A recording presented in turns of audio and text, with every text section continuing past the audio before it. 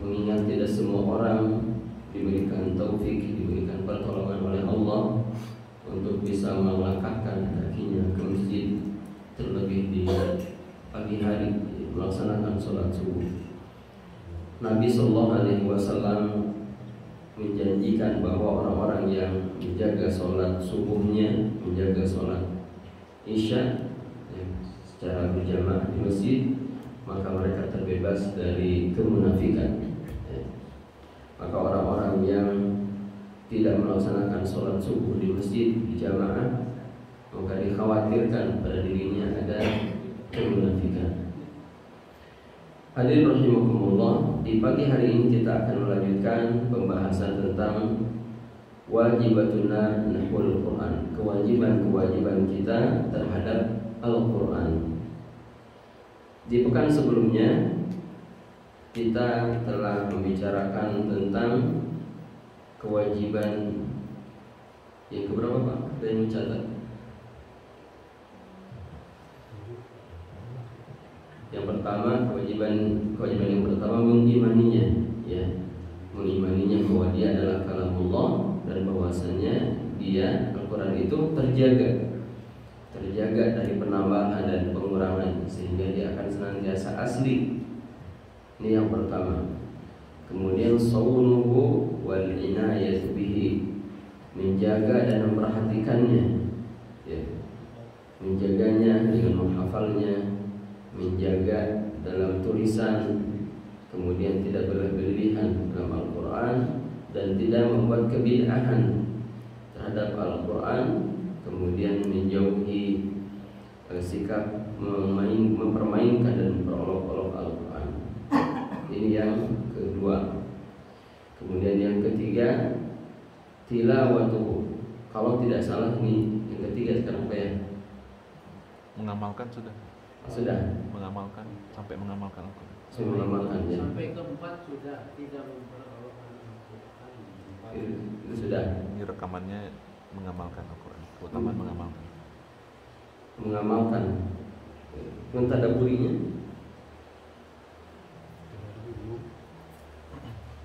Ya. Kewajiban berikutnya adalah mentadaburinya. Ya. Kewajiban berikutnya mentadaburi Al-Quran.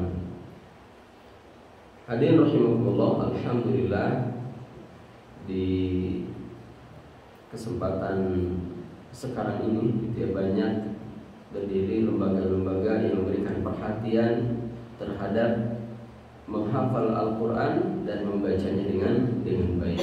Muncul lembaga-lembaga penghafal Al-Quran, muncul lembaga yang memfasilitasi orang-orang yang mau belajar membaca Al-Quran, bagaimana membaca Al-Quran sesuai dengan kaidah-kaidah tajwid. Alhamdulillah, ini sebagai sebuah kabar gembira.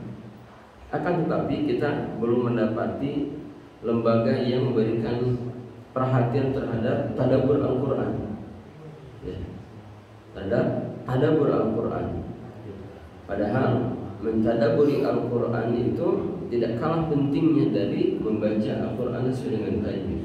Membaca Al-Quran sesuai dengan tajwid penting, ya, harus, karena memang itu tuntutan dari Al-Quran. Tetapi tidak kalah penting juga adalah mentadaburi Al-Quran. Di dalam Al-Quran Allah Subhanahu wa taala menyebutkan, "Afala yatadabbaruna Al-Quran am 'ala qulubin aqfaluha?" Apakah mereka tidak mentadaburi Al-Quran atau di dalam hati mereka ada pengunci, atau hati mereka terkunci dari mentadaburi Al-Quran? Ini berkaitan dengan orang-orang munafik. Di mana orang-orang munafik, mereka mendengarkan Al-Quran tetapi mereka tidak mentadaburi Al-Quran.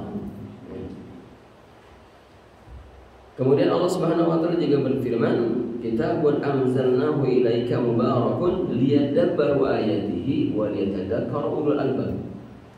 Kitab yang diturunkan kepada Muhammad adalah kitab yang mendatangkan keberkahan, kitab yang diberkahi, ya. Mubarakun, yang diberkahi. Liyadabbaru ayatihi, yang ayat-ayatnya harus ditadaburi. Jadi setiap kita punya keharusan, punya kewajiban untuk mentadaburi Al-Quran. Tadaburi ini tentu lebih luas daripada tafsir. Kalau tafsir itu menjelaskan makna dari ayat-ayat Al-Quran, kalau tadaburi itu mengambil pelajaran, mengambil ibrah dari apa yang kita baca. Ya, kita baca 1-2 ayat dari Al-Quran, lalu kemudian kita renungkan apa pelajaran yang bisa saya ambil dari ayat ini, atau apa yang Allah Subhanahu wa taala kehendaki dari diri kita dari ayat yang kita baca. Contoh umpamanya, ya, Allah Subhanahu wa taala berfirman, ya ayyuhalladzina amanu qu anfusakum wa ahlikum nara. Wahai orang-orang beriman, jagalah dirimu dan keluargamu dari api neraka. Misalnya kita membaca ayat ini, lalu kemudian kita renungkan sudah sejauh mana upaya kita membentengi diri kita dari api neraka. Atau mungkin muncul pertanyaan, bagaimana cara saya menjaga diri saya dari api neraka? Ya. Sejauh mana upaya saya menjaga diri dari api neraka? Lalu bagaimana caranya? Ya. Mungkin itu akan muncul pertanyaan ketika kita merenungkan ayat ini. Ya. Lalu kemudian kita membaca buku atau mendengarkan penjelasan-penjelasan bahwasannya cara kita menjaga diri dari api neraka adalah dengan takwa. Karena takwa Allah, bertakwa kepada Allah adalah perkara yang menyelamatkan seseorang dari api neraka dengan melaksanakan perintah-perintah Allah, menjauhi larangan-larangan Allah Subhanahu wa taala. Lalu kemudian akan muncul pertanyaan, sejauh mana pengetahuan kita terhadap perintah-perintah Allah dan sejauh mana pengetahuan kita terhadap larangan-larangan Allah Subhanahu wa taala. Kan perintah dan larangan itu banyak. Ya. Perintah Allah Subhanahu wa taala itu banyak, larangan Allah Subhanahu wa taala juga banyak.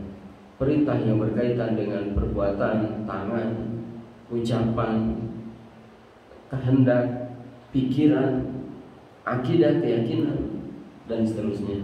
Demikian juga larangan. Larangan yang berkaitan dengan larangan lisan, larangan melihat, larangan berbuat, dan seterusnya. Sejauh mana pengetahuan kita terhadap perintah dan larangan Allah Subhanahu wa taala. Ya. Sehingga dengan mentadaburi ya ayyuhalladzina amanu qu anfusakum, ya, akan ada banyak hal yang dievaluasi dalam diri kita. Lalu kemudian yang keduanya, wa ahlikum, dan jagalah keluargamu dari api neraka. Lalu kemudian kita renungkan sudah sejauh mana upaya kita menjauhkan keluarga kita, anak-anak kita, istri kita dari api neraka. Lalu bagaimana cara melindungi mereka dari api neraka, menjauhkan mereka dari neraka. Ya. Jadi dengan mentadaburi, dengan merenungkan satu ayat pendek ini saja, ya, dengan merenungkan satu ayat yang pendek ini saja, akan ada banyak hal yang kita pikirkan. Ya. Yang boleh jadi setelah itu kita akan lebih bersungguh-sungguh mempelajari agama, lebih bersungguh-sungguh memperhatikan keluarga kita, mengajarkan mereka agama, dan seterusnya. Nah, ini tadabbur, contoh tadabbur. Jadi sekali lagi tadabbur itu adalah perintah atau kewajiban kita terhadap Al-Quran. Mungkin tidak setiap ayat yang kita baca kita mampu mentadabburinya, ya, karena keterbatasan bahasa. Bahasa Al-Quran bahasa Arab, sementara bahasa ibu kita bahasa Indonesia, sehingga mungkin tidak semua ayat yang kita baca itu bisa kita tadabburi. Tapi sekurang-kurangnya setiap kali kita membaca Al-Quran, kita baca Al-Quran 1 lembar, 2 lembar, 3 lembar, ambillah 1-2 ayat yang kita baca artinya, lalu kemudian kita renungkan apa yang Allah kehendaki dari diri kita dari ayat yang kita baca itu. Tadabbur. Kemudian kewajiban berikutnya, Bapak Ibu sekalian, adalah beradab dengan Al-Quran. beradab dengan Al-Quran. Adab itu ada dua berkaitan dengan Al-Quran. Pertama adab batin, yang kedua adab zahir. Adab batin atau adab hati, yang pertama adalah mengenal sumber Al-Quran. Maksudnya mengenal Al-Quran ini dari mana, dari siapa gitu. Ya. Ketika kita membaca Al-Quran, ketika kita memegang mushaf Al-Quran, ketika kita memperhatikan Al-Quran, hadirkan hati kita bahwa Al-Quran ini adalah firman Allah. Al-Quran ini adalah kalamullah. Al-Quran ini berasal atau datang dari Allah Subhanahu wa Ta'ala yang Maha Agung, yang Maha Suci, yang Maha Tinggi, sehingga amat sangat pantas dan layak untuk diagungkan karena dia adalah firman Allah Subhanahu wa Ta'ala, zat yang Maha Agung, yang Maha Tinggi, yang Maha Suci, ya. Sehingga pengagungan kita terhadap Al-Quran karena Al-Quran bersumber dari zat yang Maha Agung. Ini termasuk adab hati. Yang kedua,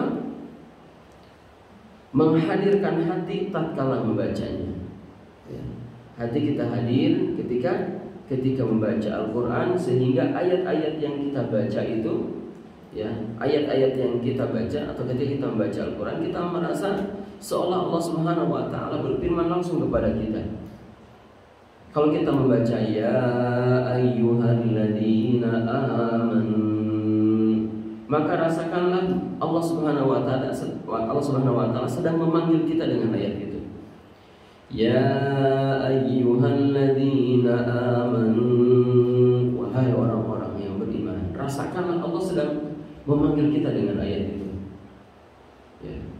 Kalau kita membaca ayat yang isinya perintah, ya, misalnya anfiqu mimma razaqnakum min qabli an ya'tiya ahadakumul maut, infakkanlah dari apa-apa yang kami rizkikan kepada kalian sebelum datang kematian kepada salah seorang di antara kalian. Maka rasakanlah saat itu Allah Subhanahu wa Ta'ala sedang memerintahkan kita untuk mengeluarkan harta kita. Ya, hadirkan hati kita setiap kali membaca Al-Quran.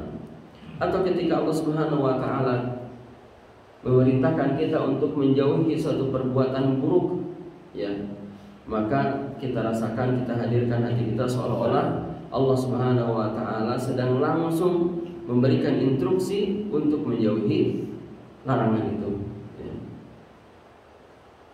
Wala talmizu anfusakum wala tanabazu bil alqab ijtanibu katsiran minadh-dhann, dan berbagai macam larangan. Jauhilah sebagian dari prasangka, ya. Jangan memberikan lakob-lakob. Itu kan contoh-contoh larangan, ya. Jadi berkaitan dengan adab hati itu diantaranya adalah menghadirkan hati ketika membacanya. Rasakan bahwa Allah Subhanahu wa Ta'ala sedang menyeru kita ketika ada kalimat seruan.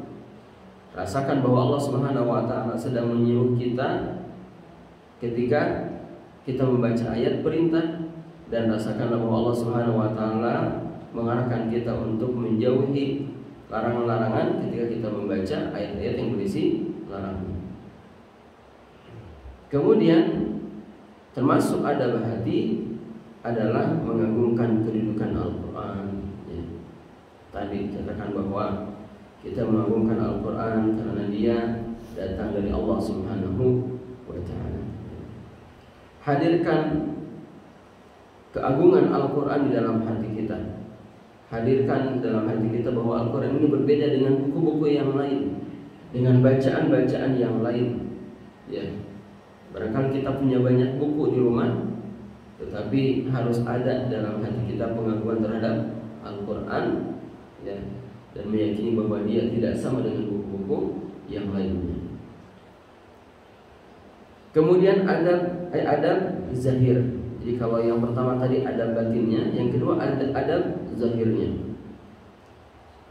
Di antara adab terhadap Al-Quran, ketika membaca kita memakai harum-haruman. kita membacanya di tempat yang bersih, menyimpannya di tempat yang bersih. Ketika membacanya kita berhias, gosok gigi dulu, gitu, membersihkan mulut. Lalu kemudian kita menyimpan atau membawa Al-Quran dengan cara menyimpan atau membawa ya yang menunjukkan pengagungan. Ya. Jadi contoh membawa Al-Quran itu jangan ya kalau Al-Quran kecil disimpan di saku celana, apalagi di belakang. Al-Quran kecil disimpan di saku belakang, yang menunjukkan tidak adanya adab terhadap Al-Quran.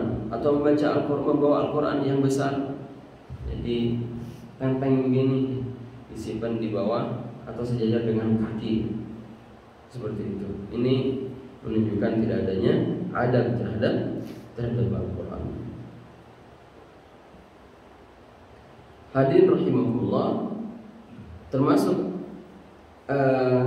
adab Al-Quran adalah senantiasa menyimpannya di bagian atas, ya, saat menyimpan dengan barang-barang atau barang-barang yang lain gitu. Misalnya kita menumpuk buku-buku, ya pastikan Al-Quran itu di paling atas gitu. Jangan sampai Al-Qurannya di bawah baru kita ditimpa dengan buku yang lain, dengan buku-buku pelajaran umum umpamanya, atau buku-buku yang sifatnya bacaan-bacaan umum. Simpankanlah Al-Quran di bagian paling atas, ya. Kalau kita menumpuknya dengan buku-buku agama, ya misalnya kita simpan dulu buku fikih di bawah, hadis yang kedua di atasnya, tafsir di atasnya, dan Al-Quran, mushaf Al-Quran paling atasnya lagi.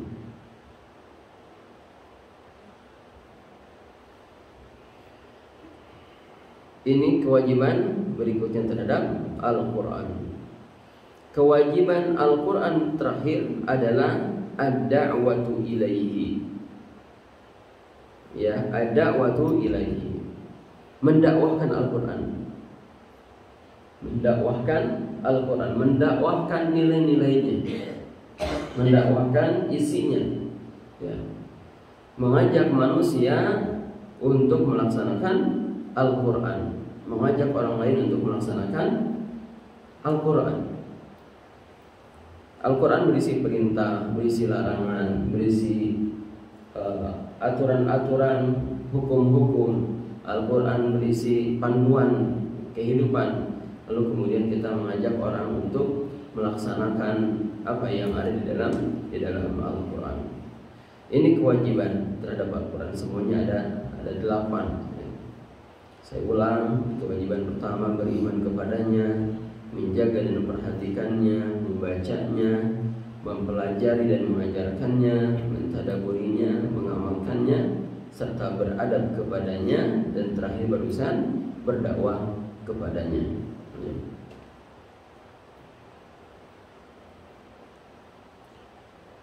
Hadirin rahimakumullah, di antara hal yang harus dijauhi terhadap Al-Quran, perkara yang harus dijauhi, ya, terhadap Al-Quran adalah mengabaikan Al-Quran, ya, mengabaikan Al-Quran. Istilahnya hajrul Quran. Nabi berdoa dan mengatakan, Rabbi inna qaumi ittakhadhu hadzal Qur'ana mahjura. Tuhanku, kaumku telah menjadikan Al-Quran sebagai sesuatu yang ditinggalkan. Nabi mengatakan, Tuhanku, kaumku telah menjadikan Al-Quran ini sebagai sesuatu yang ditinggalkan. Jadi Nabi SAW dengan ini menyebutkan tentang kondisi umatnya kelak bahwa mereka betul-betul akan meninggalkan Al-Quran. Lalu ulama kemudian menyebutkan tingkatan-tingkatan mengabaikan Al-Quran. Tingkatan yang paling ringan adalah tidak membaca dan mendengarkannya. Jadi siapa yang tidak membaca Al-Quran atau tidak mendengarkan Al-Quran, maka dia telah meninggalkan Al-Quran. Kemudian tingkatan kedua, tidak mentadaburi dan mengkajinya. Ini tingkatan kedua. Jadi orang yang membaca Al-Quran tapi tidak mentadaburinya atau tidak mengkajinya, tidak mengambil pelajaran dari yang dibaca, dianggap telah meninggalkan Al-Quran juga. Ini berarti Pak. Nah, sebagian kita merasa cukup, saya sudah membaca Al-Quran gitu. Padahal dia belum mengambil pelajaran dari apa yang dia baca. Ya, oleh sebab itu tadi penting bahwa dalam setiap kali kita baca Al-Quran, ambil 1-2 ayat, kita baca artinya, baca terjemahannya, lalu kemudian renungkan apa pelajaran yang bisa kita ambil dari ayat itu. Jadi tingkatan yang kedua, tidak mentadaburi Al-Quran dan tidak mengkajinya. Yang ketiga, tidak mengamalkan Al-Quran. Tidak mengamalkan Al-Quran. Orang mungkin membaca, mentadaburinya, tapi mengamalkannya tidak, dianggap telah meninggalkan Al-Quran. Kemudian tidak berhukum dengan Al-Quran. Tidak berhukum dengan Al-Quran. Kita tahu bahwa Al-Quran ini berisi hukum-hukum, ya. Hukum yang luas berkaitan dengan pidana, hukum rumah tangga, halal dan haram, ya. Banyak hukum-hukum yang disebutkan di dalam Al-Quran, ya. Hukum-hukum terkait makanan, terkait minuman, perbuatan. Lalu kemudian siapa yang tidak berhukum dengannya, maka dia telah meninggalkan Al-Quran. Berikutnya, tidak berobat dengan Al-Quran. Adamul istishfa bil Quran, tidak berobat dengan Al-Quran. Kita membaca ayat di dalam Al-Quran yang bunyinya Faja'atkum maw'idhatun min rabbikum wa shifaa'un lima fis sudur. Wahai manusia, telah datang kepada kalian pengajaran dari Rabb kalian, maksudnya Al-Quran. Wa shifaa'un lima fis sudur, dan obat terhadap penyakit yang ada di dalam hati. Al-Quran ini obat terhadap penyakit yang ada di dalam hati, ya. Dan obat dari penyakit-penyakit yang tidak terlihat. Dan banyak sekali penyakit-penyakit yang tidak terlihat. Di antara bentuk pengobatan dengan Al-Quran itu di antaranya dengan ruqyah, di antaranya, ya, di antaranya. Atau mencari keberkahan dengan Al-Quran, membacakan ayat-ayat Al-Quran terhadap air lalu kemudian meminumnya, ya. Kita membaca sebuah kisah dari dokter yang bertugas di Saudi, ya, di mana disebutkan bahwa rumah sakit di sana tidak seramai rumah sakit yang ada di negeri kita, ya. Rumah sakit di sana cenderung sepi dari pasien.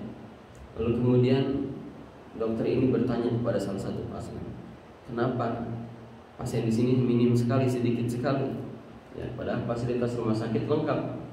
Mereka mengatakan, kami diajarkan oleh ulama-ulama kami bahwa sebelum pergi ke rumah sakit agar melakukan pengobatan dulu dengan Al-Quran, ya. Kami bacakan ayat-ayat Al-Quran ke air atau ke telapak tangan lalu diusap-usap. Dan banyak sekali penyakit-penyakit yang sembuh dengannya, ya. Membacakan ayat-ayat Al-Quran terhadap air lalu kemudian meminumnya, lalu kemudian berdoa kepada Allah Subhanahu wa Ta'ala, dan biidznillah banyak yang sembuh dengan itu, ya. Kalau kita masih belum begitu, ya, sedikit sakit yang terbayang langsung obat, langsung dokter, langsung puskesmas, tidak terpikir pertama kali itu Al-Quran, gitu, ya. Padahal Al-Quran sendiri mengatakan bahwa dia adalah syifa, bahwa dia adalah obat, ya, obat.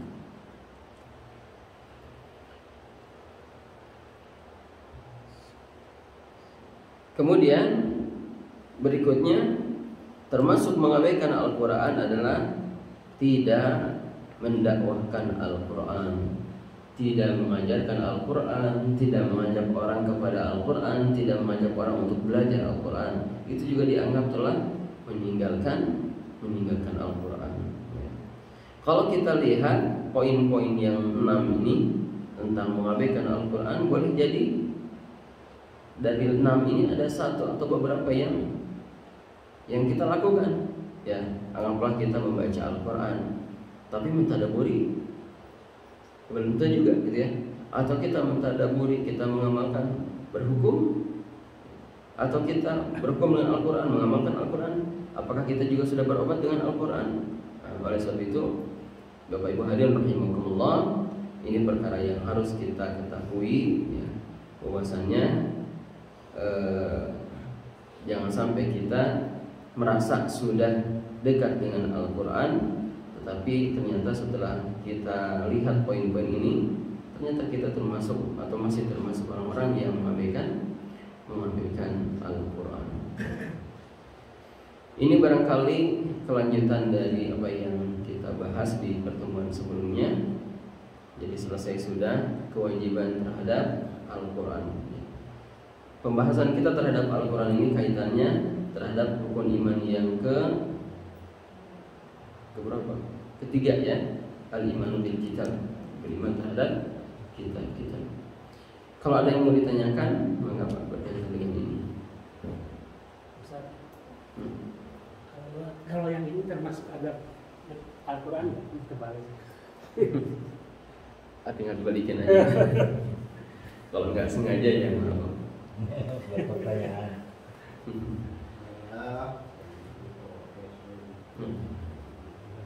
Yang disampaikan 8 poin itu apakah itu dari ulama atau dari nabi atau dari orang sendiri, poin-poin yang disebutkan tadi? Dari ulama. Ini disampaikan oleh Ibnu Qayyim al-Jauziyah. Ini ucapan Ibnu Qayyim. 6 bukan 8. 6. Ya. Ini ucapan Ibnu Qayyim. Yang pertama, tarku tilawati wal istima'u ilaihi, meninggalkan tilawah dan menyimak. Tarku tadabburi wa tafaqquh, meninggalkan tadabbur dan tafaqquh, mempelajarinya, memahaminya. Tarkul amali bihi, meninggalkan amal. Tarkut tahakum ilaihi, tidak berhukum dengannya. Tarkul istishfa'i wa tadawu bihi, meninggalkan istishfa' dan berobat dengan Quran. Tarkul da'wat ilaihi, meninggalkan dakwah Al-Quran. Ada lagi, Pak? Saya pernah menghadiri suatu acara di Kota Padang, di mana di acara itu dibacakan Al-Quran, tapi setiap orang itu membawa air, kemudian dalam botol, airnya tutup botolnya dibuka, ditaruh di depan. Setelah selesai acara, dibawa lagi masing-masing botolnya. Apakah itu Acara apa? di dalam acara itu ada tausiah, ada tilawah juga? Sebagaimana disebutkan oleh Syekhul Islam Ibnu Taimiyah, boleh orang membacakan ayat-ayat Al-Quran kepada air, lalu kemudian istishfa dengannya, memohon kesembuhan terhadap satu sakit, boleh. Ya, tapi kalau di sebuah majelis saya belum tahu itu. Tapi kalau secara langsung, ya, secara langsung kita ambil misalnya anak kita sakit, ya, lalu kemudian kita bacakan ayat Al-Quran terhadap air itu, lalu kemudian kita berdoa kepada Allah untuk kesembuhan, lalu diberikan dan diminum, itu boleh. Ya, itu boleh. Atau diusap-usap dengan air itu boleh. Saya mau menambahkan itu yang dikatakan Pak Arif itu tuh di majelis manakib kan masalah. Itu manakib. Kalau di Semarang, Jawa itu biasa ada manakib, pembacaan manakib, terus dia bawa botol air, airnya buka, itu ditaruh di depan, nanti kalau sudah selesai bawa pulang untuk obat katanya. Cuma saya kurang paham, kurang tahu apapun itu betul atau tidak, saya tidak begitu. Apa yang dibaca di manakib itu? Manakib, ya saya kurang tahu, masalahnya kan saya orang awam ya, cuma sama ikut-ikutan aja. Ya. Katanya baca manakib gitu. Ya. Yang menjadi syifa itu kan bacaan Al-Quran, bukan bacaan-bacaan yang lain, ya. Yang jadi syifa itu bacaan Al-Qurannya, ya, bacaan Al-Quran. Adapun bacaan-bacaan lain meskipun itu bahasa Arab, ya, dia bukan syifa, ya. Kan bisa saja orang saya nggak tahu manakib itu isinya apa itu, Pak. Ya kurang tahu, saya cuma Itu kan Iya. Kata Google karya sastra berisi cerita keramat para wali. Ya bagi cuma cerita keramat yang nggak tahu, yang nggak jelas asal usulnya dari mana gitu tentang para wali. Cuma ikut-ikutan Ya. Jadi kalau istighfar dengan Al-Quran begitu saja, datang ke orang yang kita tahu bacaan Al-Qurannya fasih, ya fasih bacanya Al-Qurannya benar, bacaan Al-Qurannya bagus, lalu kemudian ya kita minta untuk membacakan ayat-ayat Al-Quran, meruqyah ayat itu kan. Lalu kemudian berobat dengan boleh kalau begitu. Adapun manakib kalau tadi disebutkan hanya cerita-cerita keramat tentang para wali, ya tidak demikian saya kira. Kalau mau tanya kalau itu membaca itu apa itu seperti sejarah Nabi mau memperingati hari Nabi itu Maulid. Maulid, ya.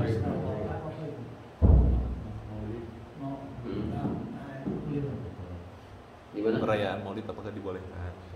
Biasanya kan di tempat saya itu tiap hari Rabu itu diadakan itu terbangan sama baca itu. Ya. Katanya itu apa namanya memperingati hari lahirnya Muhammad. Apa namanya itu? Ya. Saya tidak menyoroti hukum boleh dan tidaknya. Tapi yang pertama, bagi kita Nabi Muhammad SAW itu manusia yang spesial, ya. Dia adalah qudwah sebagaimana disebutkan dalam Al-Quran. Laqad kana lakum fi Rasulillahi uswatun hasanah. Uswah hasanah. Kita ingin semua perbuatan kita sesuai dengan petunjuk Nabi SAW dalam ucapan, dalam tingkah laku, dalam ibadah, dalam berkeyakinan, dalam berakidah, dalam beragama, dalam urusan rumah tangga dan seterusnya. Kita ingin seperti Nabi SAW. Dan kita meyakini bahwa ketika kita hidup sesuai dengan apa yang dicontohkan oleh Nabi SAW, maka kita akan mendapatkan pahala dengan itu dan kita mendapatkan petunjuk gitu. Kita meyakini bahwa ketika bagian kehidupan kita ini sesuai dengan apa yang Nabi SAW contohkan, kita di atas jalan yang benar. Kita mencintai Nabi SAW dan kita akan berusaha mengikuti beliau. Ya. Jadi itu yang pertama. Kemudian karena beliau itu orang yang istimewa di hati kita, di hati kaum muslimin, maka sudah barang tentu kita memuliakannya, gitu kan? Memuliakannya. Cuman pertanyaannya, bagaimana cara mengagungkan dan memuliakannya itu? Atau cara memuliakannya itu?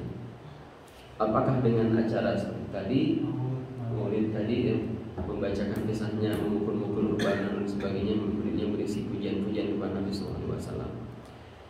Lalu saya ingin mengajak, marilah kita melihat generasi terbaik dari umat ini bagaimana memuliakan Nabi SAW. Kira-kira siapa manusia yang paling mencintai Nabi? Para sahabat. Ya, para sahabat adalah orang-orang yang paling mencintai Nabi SAW. Ya, terbukti mereka siap mengorbankan nyawa mereka untuk Nabi SAW. Ya, kita lihat gambarannya misalnya apa yang diucapkan oleh Khubayb bin Adi. Khubayb bin Adi ini seorang sahabat yang tertangkap oleh orang-orang musyrik Quraisy. Ditangkap, ya, lalu kemudian diarak, dibawa ke sebuah tempat yang dihadiri oleh banyak orang. Karena Khubayb bin Adi itu di perang Badar dia banyak membunuh para dedengkot Quraisy gitu. Orang-orang Quraisy dendam sekali, lalu kemudian dia dibawa, diarak ke sebuah tempat untuk disiksa, untuk dibunuh. Lalu kemudian Khubayb bin Adi ini disiksa betul, ya. Jadi dia disimpan di tiang salib, lalu kemudian diiris sedikit-sedikit badannya, sedikit demi sedikit. Ketika sedang dalam keadaan begitu, lalu kemudian dikatakan kepadanya, ya Khubayb, seandainya posisimu itu digantikan oleh Muhammad, artinya diganti sekarang Muhammad yang disiksa, kamu bebas gitu. Bagaimana? Bagaimana menurut pendapatmu jika posisimu sekarang diganti oleh Muhammad? Kemudian poin ini mengatakan, demi Allah, seandainya kaki Nabi tertusuk duri sementara saya dalam keadaan aman, saya tidak rela. Jadi jangankan Rasul menggantikan saya seperti ini disiksa oleh kalian. Seandainya kaki Nabi tertusuk oleh duri sementara saya dalam keadaan aman, saya nggak rela ini. Nggak apa-apa, saya aja yang tertusuk durinya, lalu kemudian Nabi aman. Ini menunjukkan betapa mencintainya para sahabat terhadap Nabi SAW. Ya, kita bisa membaca betapa banyak kejadian-kejadian di mana para sahabat itu menjadikan diri mereka sebagai tebusan untuk Nabi SAW. Mereka adalah orang-orang yang mencintai Nabi.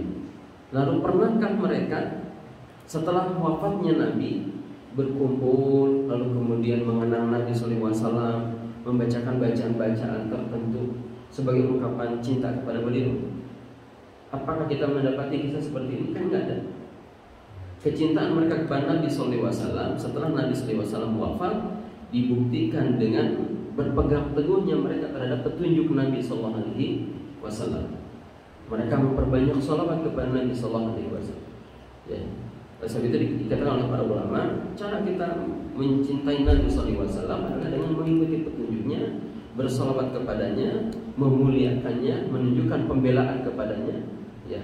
Marah ketika ada orang-orang yang merendahkan Nabi SAW, yaitu bentuk kecintaan kita. Ya, jadi bukan dengan menyanyikan lagu-lagu, ya, solawat sementara perilaku dia jauh dari petunjuk Nabi. Ya, di acara Maulid Nabi berisi pujian-pujian kepada Nabi SAW, habis itu makan-makan, makanya pakai tangan kiri, berdiri lagi. Ya, ini ungkapan-ungkapan cinta kepada Nabi, tapi petunjuk Nabi SAW yang paling ringan saja dalam hal makan diabaikan gitu. Ya. Acara Maulid penuh masjid, sholat subuh nggak ada, apa ini? Gitu. Ya, kan lucu begitu. Oleh sebab itu, kalau kita melihat apa yang dilakukan oleh para sahabat sebagai generasi yang paling mencintai Nabi, maka saya kira cara yang paling tepat untuk mengekspresikan cinta kita kepada Nabi ya begitu, dengan mengikuti petunjuknya, dengan berpegang teguh dengan ajarannya, memuliakan sunnahnya, ya.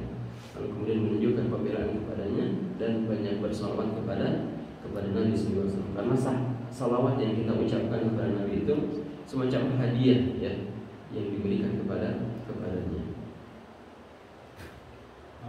Itu termasuk apa ya? Seperti Maulid Nabi, terus itu apa kemana itu masuk kita apa ya? Pertama, Nabi tidak pernah melakukan, para sahabat juga tidak pernah melakukan, tabi'in juga tidak pernah melakukan. Atau siapa kalau gitu yang melakukan pertama kali?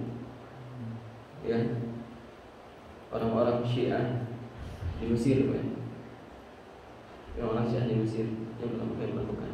Yang melakukan itu seperti Maulid itu. Ya. Maulid sama. Ya, orang-orang mengatakan yang pertama kali melakukan adalah Salahuddin Al-Ayyubi. Dijelaskan oleh para ulama sejarah bukan. Ya. Orang-orang Syiah di Mesir yang pertama kali melakukan. Allah. Ya, saya kira tidak perlu gitu. Banyak perkara-perkara yang sudah jelas sunnahnya gitu ya. Banyak perkara-perkara yang sudah jelas dalam agama kita yang belum kita lakukan. Nah, itu aja yang sudah jelas. Sesuatu yang masih diperdebatkan lebih baik kita tinggalkan saja. Terlebih lagi kita mengetahui bahwa generasi terbaik dari umat ini tidak melakukannya gitu. Ya. Allah. Demikian barangkali Bapak Ibu sekalian, kita cukupkan. Subhanallah wa bihamdihi, asyhadu an la ilaha illa anta, astaghfiruka wa atubu ilaik. Wassallallahu ala Muhammadin wa ala alihi wa sahbihi wasallam. Walhamdulillahi rabbil alamin. Assalamualaikum.